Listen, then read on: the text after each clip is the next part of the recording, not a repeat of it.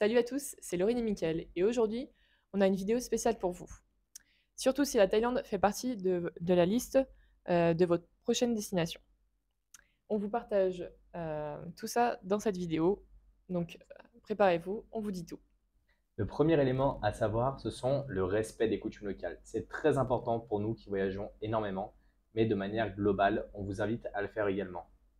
Lorsque vous êtes un homme et que vous avez besoin de rentrer par exemple au Palais Royal de Bangkok, n'essayez pas de rentrer avec des sarongs. Pourquoi? Parce qu'il faut avoir un pantalon. Nous, on est arrivé en short. Moi, j'avais deux sarongs. J'ai dit, bon, au pire, j'en mets un sur chaque jambe. Ça fait comme un pantalon. Pas de marge de négociation avec l'agent de sécurité.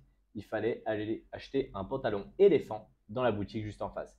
Ils ont l'habitude, ils vous le vendent deux fois plus cher que dans les autres endroits. Mais bon, ça fait partie du jeu. Donc, si jamais vous allez au Palais Royal, pensez à prendre un pantalon. Et de manière globale, quand vous êtes dans des temples, prenez des shorts qui sont assez longs, en tout cas pour les hommes. Pour les femmes, il faut toujours être couverte au niveau des épaules et également au niveau des jambes. C'est normal, ça fait partie des coutumes locales. Laurine va vous parler un peu plus du comportement avec les tailles à avoir.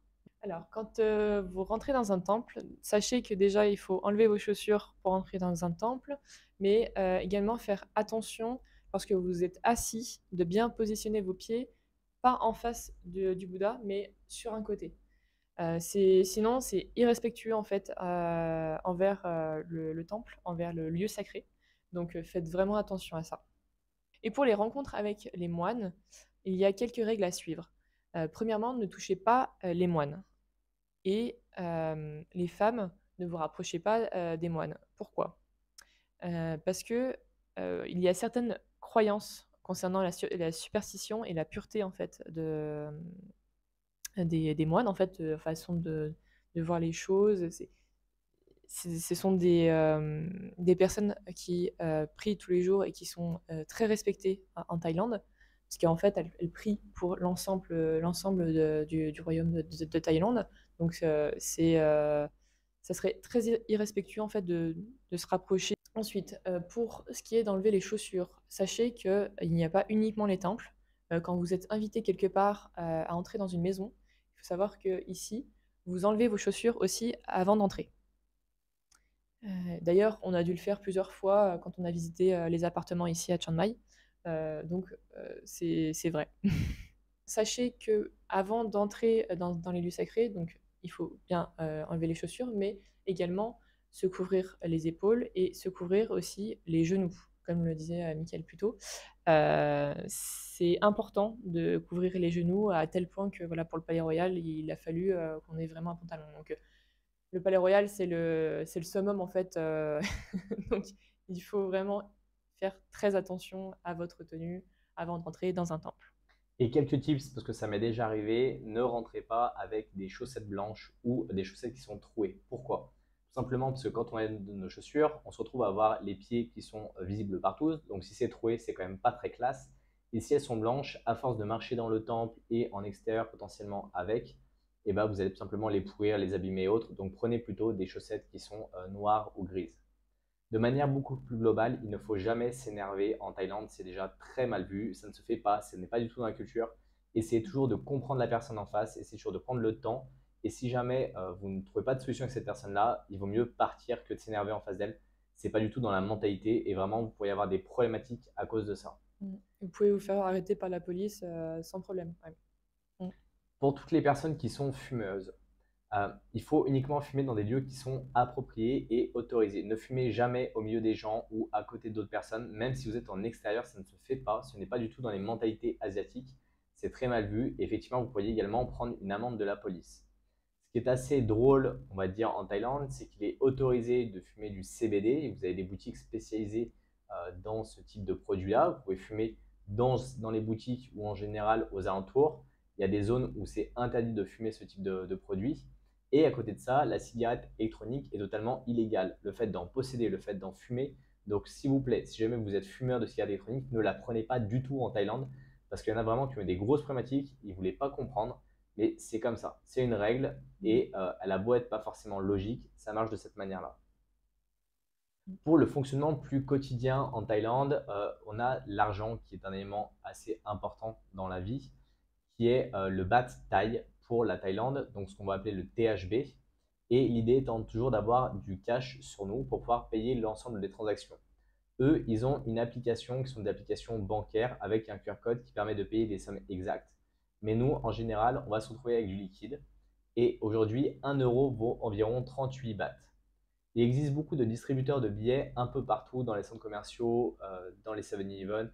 Vous en trouvez assez facilement. Quand vous allez retirer avec vos cartes bancaires, vous avez en général deux frais. Le frais de 220 bahts qui est à peu près pour tous les distributeurs, quel que soit le montant que vous avez retiré. Donc, retirez plutôt des gros montants. Et après, je vous invite vraiment à pas prendre la conversion du distributeur parce qu'en général, elle est vraiment très mauvaise. Il vaut mieux avoir une carte internationale comme on peut avoir par exemple chez Boursorama, c'est ce qu'on a, où ils ont un taux de change qui va être assez avantageux. Après, vous pouvez toujours faire changer vos euros, vos dollars américains par exemple dans des bureaux de change. Évitez en général ceux de l'aéroport parce qu'ils ont des taux qui ne sont pas forcément très bons. Prenez plutôt ceux du centre-ville où vous pouvez avoir des taux qui sont même des fois même au taux Google. C'est assez impressionnant de ce côté-là. Ensuite, donc pour ce qui est, de vivre un peu tous les jours donc, en Thaïlande, sachez qu'il y a des moustiques de partout.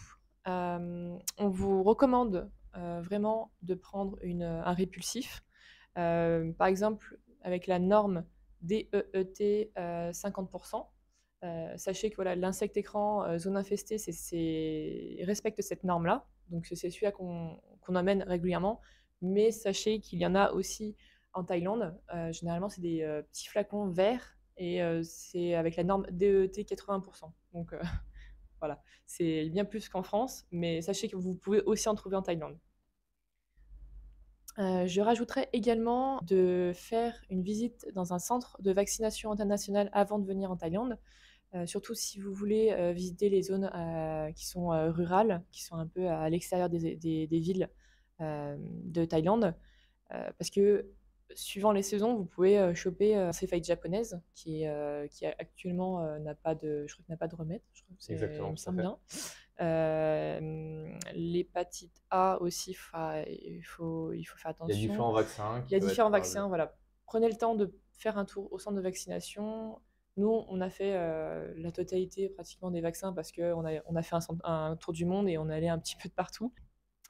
Ensuite, pour, la langue thaïlandaise, alors si vous pouvez, apprenez à dire au moins bonjour et merci en thaï, parce que,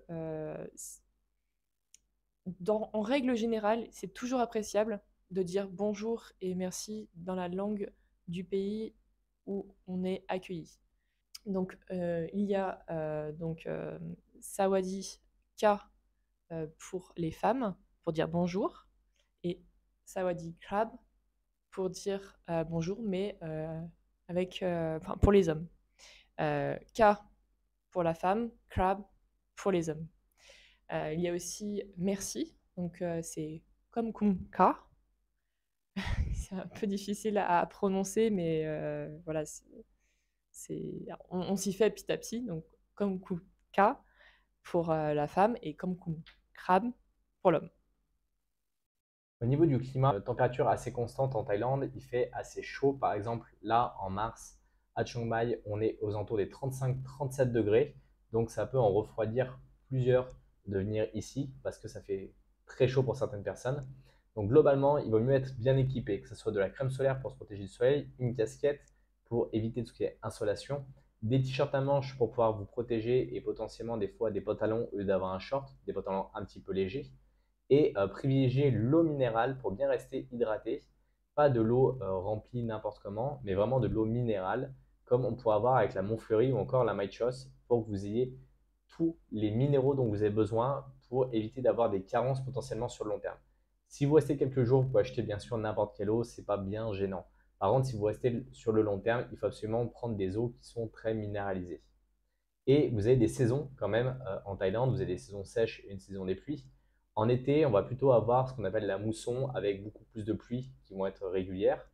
Et après, on a des périodes comme par exemple la burning season où on va avoir des brûlis qui vont entraîner des pics de pollution un peu partout dans le pays.